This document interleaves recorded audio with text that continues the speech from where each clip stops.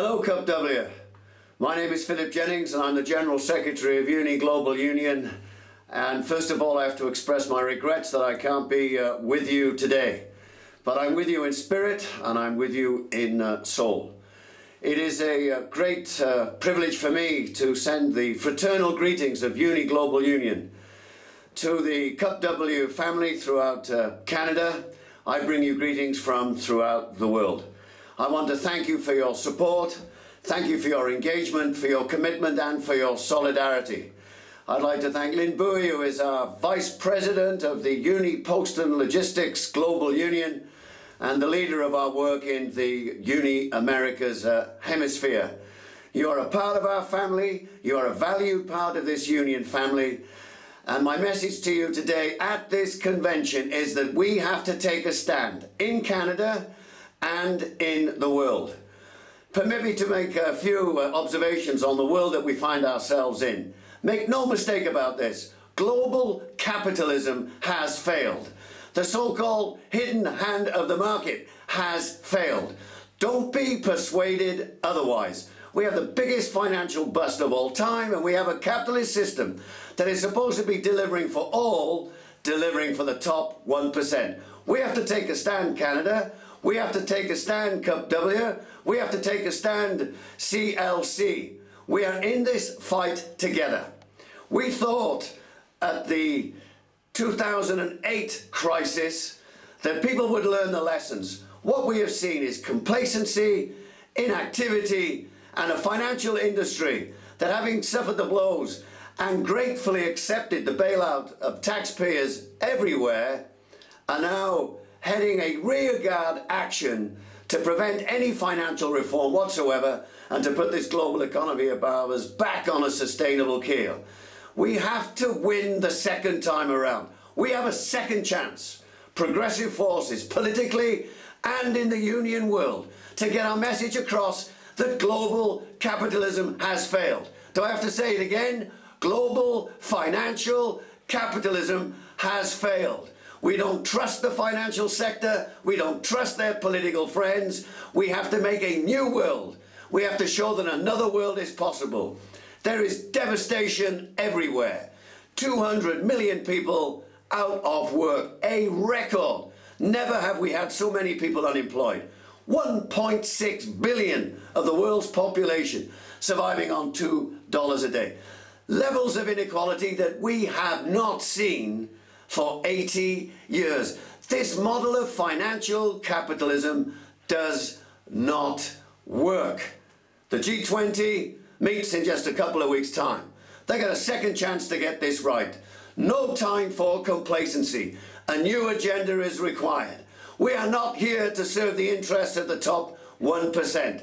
What about the 99% of the rest of the world's population that finds itself in dire straits, insecure jobs, no decent work, no social protection? Come on, CUPW, we can send another message to Canada, another message to the world. At Uni Global Union, we have a plan and we call it Breaking Through.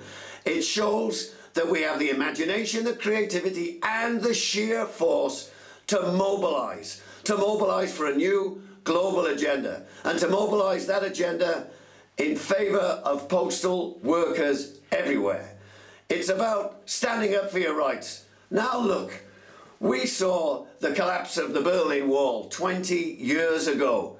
Why is your government using the same tactics of discredited regimes and abusing the notion of trade union rights so that you are fought into a legal corner, that you can't fight for your rights and that you're forced back to work? What planet is this?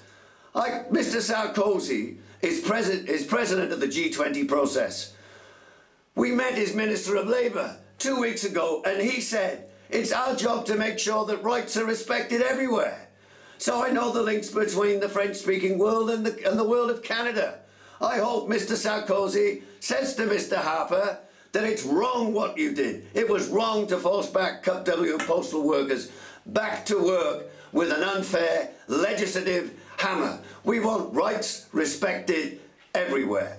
We also think it vital that we have a new agenda for the respect for business and businesses for human rights. We have this push for global agreements. We want multinational businesses to respect union rights everywhere where they operate, and that includes Colombia. And that is why we stand firm with you to fight these trade agreements with Colombia, and that the time is not right for the United States or for Canada to enter trade deals with a Colombian government where nearly 3,000 people have been assassinated during the course of the last quarter century. So it's about respecting human rights, businesses respecting trade union rights. And it's also about those big postal operators and integrators respecting union rights. That's why the work that we're doing globally with DHL to ensure that Deutsche Post, DHL, respects union rights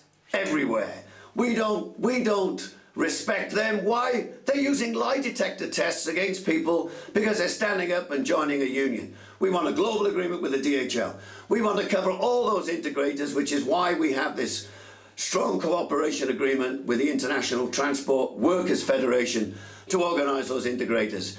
But at the end of the day, we have this agenda for breaking through, for union rights, for organising and rebuilding our unions. I applaud the work that you're doing for postal counters and retailers, the work that you're doing in couriers. It's at the heart of Global Union's work to lift union membership levels, not just in postal logistics, but throughout the private services economy, throughout the services economy.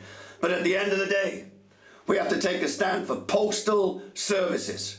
We know that this is a natural monopoly. It is one of our finest achievements. It's up there with education and healthcare and public infrastructure. A universal service, affordable price. And I say to CUPW, fight to the last postman and postwoman to protect the integrity of the postal service in that great nation of yours. Don't listen to the bull that they say that the market will provide more jobs. It won't. That the market will provide more services. It won't. The universal services provision at an affordable price is something worth fighting for. And we at Uni stand with you in this struggle that the Harper government might use legislative tricks to force you back to work. But at the end of the day, you know what you're standing for. You know that you stand for a public service for Canada Post, universal service at an affordable price. So as you can see, I'm pretty wound up about the situation that we face ourselves, that faces us in the global economy. It's important that you stand with us. I thank you for the support that you give us. You punch more than your weight with Global Union, globally and in the hemisphere. You will learn about the struggle of your sisters and brothers from other trade unions in the postal services sector, particularly in the United States of America, where they're trying to wipe out the postal service with a remnant of a Bush decision that was taken and which will fundamentally change postal services there. At the end of the day, we are about showing that another world is possible. So I ask of all of you that if you want that other world, stand up in that convention hall. If you support a world of social justice, stand up and make some noise in that convention hall now. If you want a world of decent work, free of discrimination, where we show that this bus capitalist system has to change, you stand up for union rights, you stand up for your postal service, you stand up for the people of Canada, because I'm standing up for you. Thank you. Over and out from Philip Jennings, General Secretary of Global Union.